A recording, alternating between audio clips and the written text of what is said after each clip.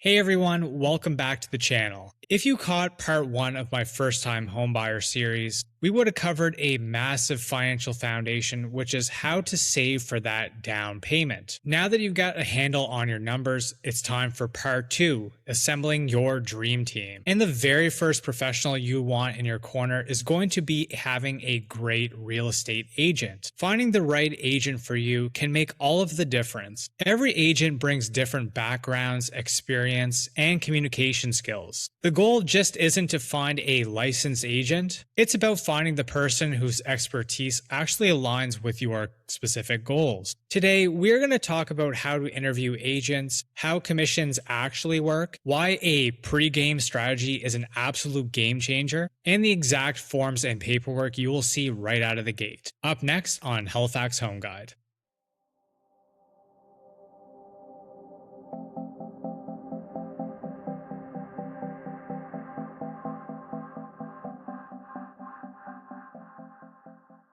So first, we are going to talk about how to actually interview an agent. Think of hiring an agent exactly like interviewing somebody for a major project. You want to feel completely confident in their approach. Here are 3 key things you want to focus on during these initial chats. Number 1 is local and property expertise. Real estate micro markets vary wildly. An agent who spends most of their time in rural properties, navigating wells, septic systems, and private roads brings a completely different toolkit to somebody who focuses on the urban core, such as condos, for example. Always ask about their experience and what type of properties that they sell. Number 2, communication styles. Are you somebody who wants a quick text update every time a new listing drops, or would you like a phone call once a week to go over the summary? Neither is wrong, but making sure that that is discussed up front and you set the expectation ahead of time can save a lot of friction later on. Number 3, pace and availability. Are you trying to purchase a home within the next 30 days, or will you just be browsing until you find the perfect home? Aligning on your timeline ensures that you're both working at the same speed. You also want to ask the agent, do they work another job? So that way you get the sense of when that agent may be available. But again, the biggest thing is to set the expectation up front. Pro tip: try to interview at least 2 or 3 agents before you make a decision. It will give you a great sense of the different working styles, so you can then decide which one you click more naturally with. So you may be wondering how real estate compensation works. In other words, how does that buyer agent get paid? Lately, I've been seeing some misinformation out there on social media that using a buyer's agent to purchase a property is actually free of charge. But that is actually not the case, and I'm going to break it down here for you. Historically across Canada, compensation was typically paid out from the net proceeds of the seller's sale and split between the buyer and listing brokerages. While that model is still fairly common today, real estate rules across Canada and North America for that matter are evolving to be much more transparent. When you hire a buyer's agent,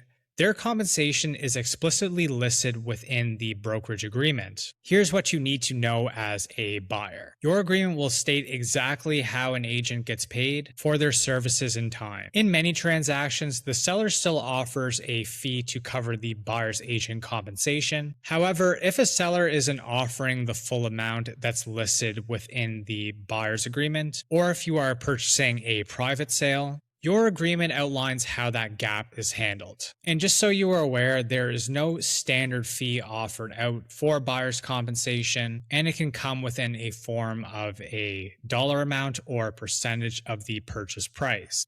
A great real estate agent will explain the compensation up front, so that way there are no hidden surprises on closing day. And the explanation should happen long before you write an offer on that home. So once you select an agent, a fantastic next step before you even step foot on a property is to schedule a time to meet with them and come up with a strategy and go over the entire process together. Now, this can either be in person over Zoom or over the phone, and this meeting will go way beyond your simple wish list. The first thing you want to go over is your wants and needs. You might want a new renovated kitchen, which would be a nice to have, but you need a specific school district or quick access to transit. Your agent will help you prioritize so you don't miss out on great properties. Now, if you haven't secured a pre-approval, your agent can help connect you with a trusted mortgage broker or banker who knows the financial market inside out. And a very important part of this meeting would be to manage the expectations. In competitive markets like Halifax, pricing strategies can vary wildly. Your agent will explain whether or not homes in your price bracket are selling at below,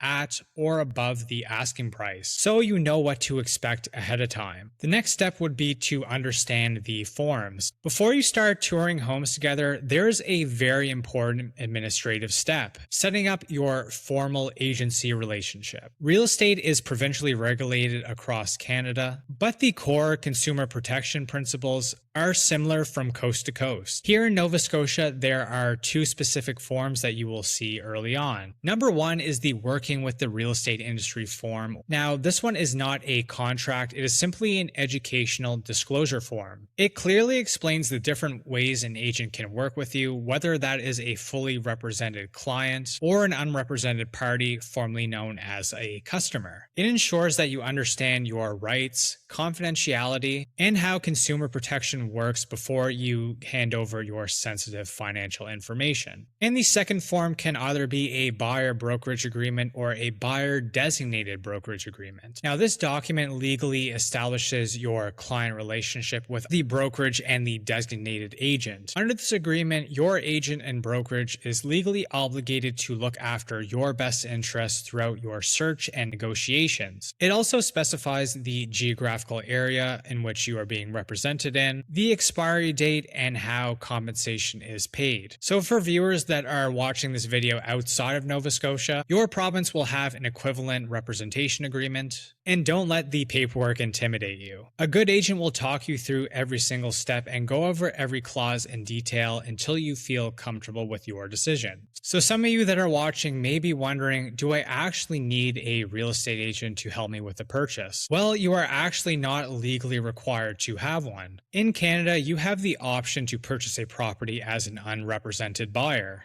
In that scenario, you would interact with the seller's agent or a private seller if it is a private sale. So why do most buyers, especially first-time home buyers, choose to hire their own agent? Well, number one is fiduciary duty. The seller's agent works strictly for the seller. Their legal job is to get the best terms and price for their seller.